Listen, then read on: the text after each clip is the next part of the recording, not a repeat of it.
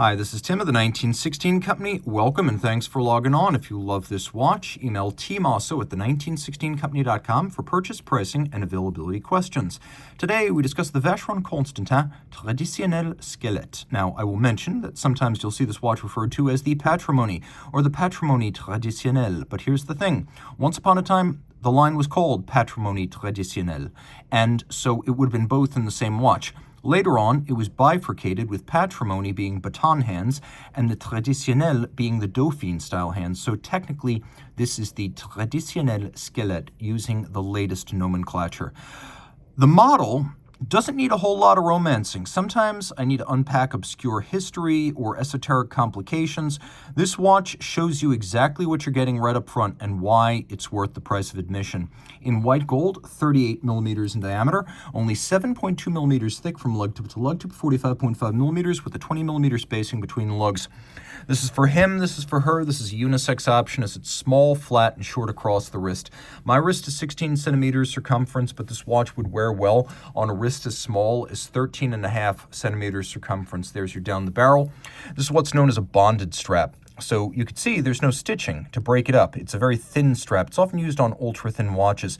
This bonded construction where you have leather on the bottom, leather on the top, but there's no stitching. Adhesive holds them together. We have small round scale gator on the bottom, large rectangular symmetrical scale on the top with a semi-gloss finish in black.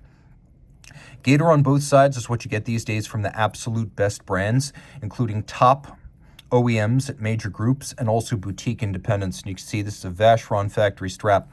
It even comes with curved spring bars. So you can see how the lugs are drilled very close to the case. So to prevent any impediment to the motion of the strap, a curved bar is used.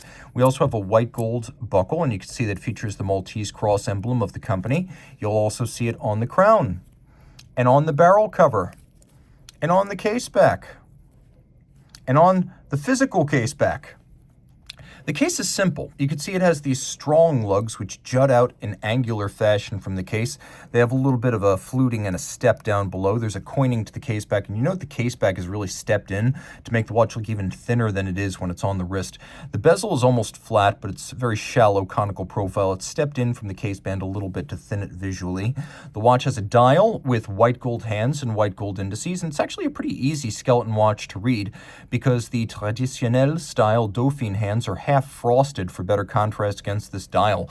The dial is really one and the same as Vacheron caliber 1120. So this is the 1120 SQ for Skelette.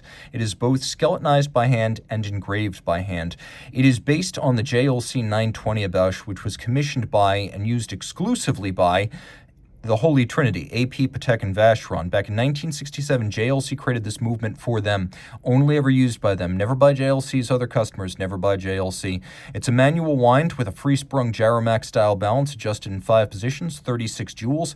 It's got a unidirectional winding action with a 40-hour power reserve, and it features a number of elements that help to make it as thin as it is. The base caliber here is only about 2.4 millimeters thick. It's one of the thinnest automatics today. It was one of the absolute thinnest back in the 60s and 70s in its heyday. So this, by the way, is the movement traditionally fit to a Royal Oak Jumbo, and it's the movement that you don't find in the Jumbo anymore because AP cut costs. But let me talk about how they make this movement thin. First, you can see a hanging barrel. There's no pivot or bridge on this side, which helps to thin out the watch. You can see the only pivot and bracing for the barrel is on the reverse of the case. The other feature is that the rotor is actually annular. It's a ring that goes all the way around, made of beryllium, and then there's a mass on just one side to allow it to wind. So the idea here is that by mounting that ring on 4 ruby roller bearings, and you can see them here, here, here, and here, you can shrink them super close, the rotor and the ring, down to the bridges and the base plate without any danger of them coming into contact when concussed or shocked. Now that wouldn't be possible with a conventional single-sided center rotor, center bearing winding system. But by bracing it all the way around, they could make it super thin and shrink wrap these components down to tiny tolerances. Now, normally when I talk about those ruby roller bearings with this movement, I can't actually show you. But on these skeleton-style watches, I can actually show you those ruby bearings, which are very, very cool. They're little pivoted ruby wheels. The balance beats away at a vintagey 19,800 vibration per hour beat rate, which is fun because you could see it from the dial side.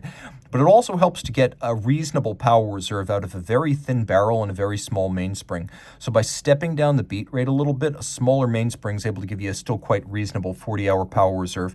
Now, all this is 30 meters water resistant, so please don't soak it, but it's fine if you splash it while out in the rain or washing your hands. And let's talk about this movement. When a movement like this is built, it's built by a master, the kind of person who could build a grand complication. Regular hands do not touch these, and when they go back to the factory, that's the kind of person who services it. These bridges are so delicate that they would be cleaned by hand, not by a cleaning machine. Take a look at the steel parts of the keyless works. You could see it as I pull the crown out. You could see the setting lever spring, the clutch, the crown wheel, the winding pinion. You can see all of it right there. Those parts are micro-beveled on their sides and satinated on their tops. They're made of steel. The bridges have been evacuated to the bare minimum of what's necessary to achieve mechanical function. And then you could see that they've been engraved by hand on the top, freehand. No lathe, no drill, no laser. Same is true for the steel cover of the barrel. Vacheron Constantin Patrimony with the letters spelled out freehand. It is a work of art.